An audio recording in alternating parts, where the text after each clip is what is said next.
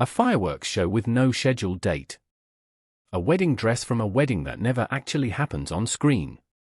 Two different actors, two unrelated events, and in both cases the audience walked away moved by something that, technically, did not happen yet. That's the detail worth sitting with. Welcome to Rabbit News Hallyu, where we look past the headline for the pattern underneath it. On August 9th, at the Weibo Adventure event inside Guangzhou's Hexentia Asian Games Park, Zhang Linghe stood in front of a sea of fans holding up a red LED banner stretching 14 meters across the stands.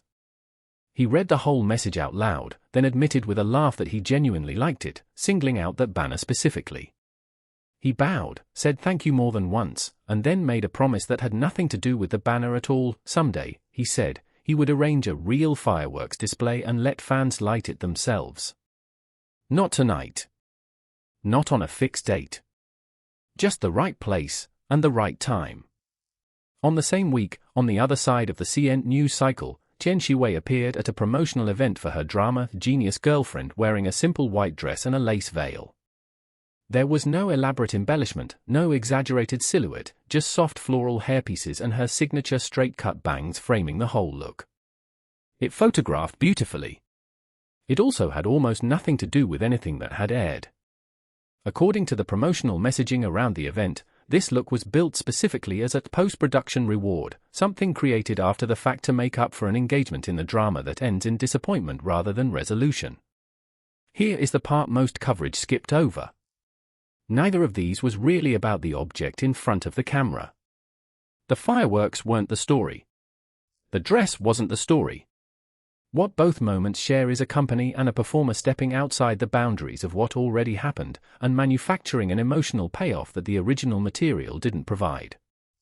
It helps to look at what actually filled the room before either of these moments landed. At the Guangzhou event, fans had spent weeks preparing that 14-meter banner on their own initiative, then arrived early enough to light red placards and phone screens in unison at exactly 9 o'clock, turning the stands into a single wall of color before Zhang Linghe ever said a word about fireworks. He reportedly admitted he tends to be talkative online, but standing in front of that crowd in person, the only thing he could get out at first was a simple thank you. The fireworks promise came only after that, almost as if the scale of what fans had built for him needed an equally open-ended gesture in return, rather than a scripted line that could be delivered and forgotten by the next event.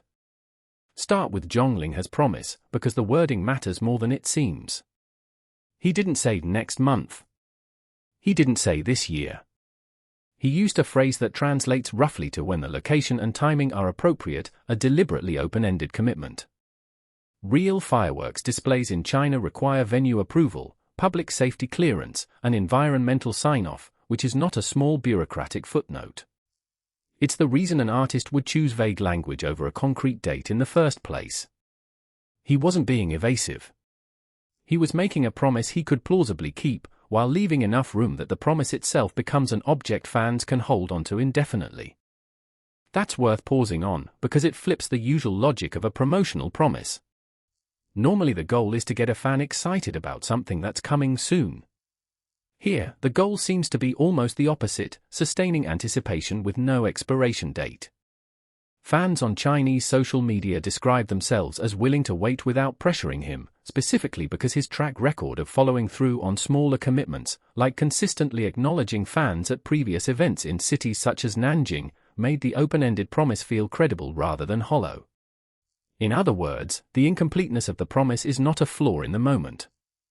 It is functionally the entire point of the moment. Tian Xiwei's wedding dress works on a similar mechanic, just from a different direction. In A Genius Girlfriend, her character's engagement collapses before it reaches the kind of resolution romantic drama audiences typically expect. Rather than let that disappointment sit as simply part of the story, the production team appears to have built a separate, standalone moment, outside the narrative itself, to give audiences the image they didn't get inside it. Her co-star Hu Etian appeared alongside her in a black suit, and the resulting photos circulated with captions comparing them to real wedding portraits. Two hashtags tied to the appearance, one about the dress photos themselves and one about her lifting the veil, both trended on Weibo, with comments repeatedly describing the look as effortless rather than staged. There's also a difference in who initiates the emotional gap in each case, and that difference matters more than it first appears. With Zhang Linghe, the open loop was created live, in front of an audience, in response to what fans themselves brought to the event. It's reactive. With Tian Xiwei, the open loop already existed inside the drama's plot before any promotional event was scheduled. Her character's storyline created the gap, and the production team chose, afterward, to address it through marketing rather than through the writing itself. One is spontaneous and audience-driven. The other is scripted and studio-driven. Both still land a sincerity to the people watching, which says something about how little that distinction seems to matter to audience reception, at least in these two cases. Neither of these examples proves, on its own, that an entire industry runs on manufactured emotional completion. One instance is a live event ad-lib from an idle actor. The other is a scripted photo opportunity tied to a drama's marketing cycle. But looked at side by side, they illustrate a specific and increasingly familiar move in C-ent promotion. When a story or a moment ends short of what an audience wanted, the response isn't always to leave that gap alone. Increasingly, it gets filled with a second, separately engineered moment that exists purely to close the emotional loop the original material left open. This is worth taking seriously precisely because it's subtle. Nobody is being deceived. Fans know the fireworks haven't happened yet. Viewers of Genius Girlfriend know the wedding dress isn't from an actual wedding scene.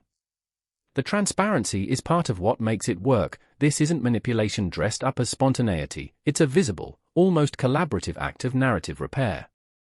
The audience isn't being tricked into feeling something.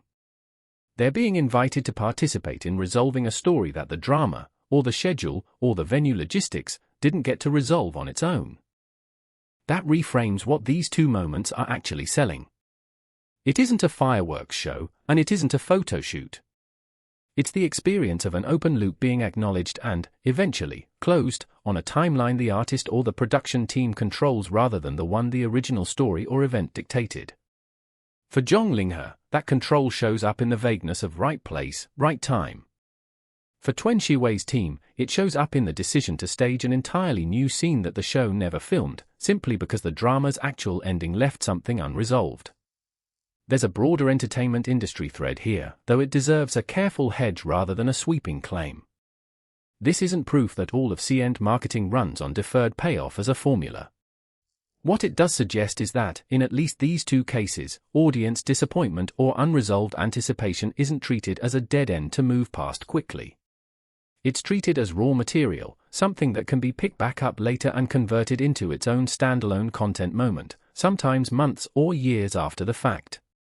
It's also worth noting how this plays outside China's own social platforms. Clips and photo sets from both events crossed over almost immediately into international fan spaces, where audiences without direct access to the original broadcast or the original event still reacted to the promise and the dress as complete stories in themselves. That's not a small detail for a channel covering C-ent for an international audience. It suggests that these deferred, open-ended emotional beats don't just work on the domestic fanbase that witnessed them live, they travel well precisely because the resolution hasn't happened yet, which gives international audiences the same starting position as the fans who were there in person. Everyone is waiting for the same fireworks.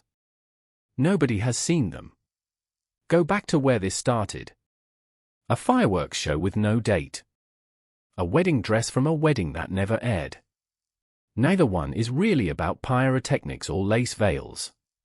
Both are about audiences being handed the ending they didn't get, on a schedule someone else decided was right. Whether that fireworks display happens next year, or the year after, one thing already seems clear: the promise itself is already doing the job the actual fireworks were supposed to do. If you like entertainment stories that go beyond the headline, the kind that look for the quiet signals most coverage misses, Rabbit News Hallyu was built for exactly that. Subscribe if you want analysis, not just updates.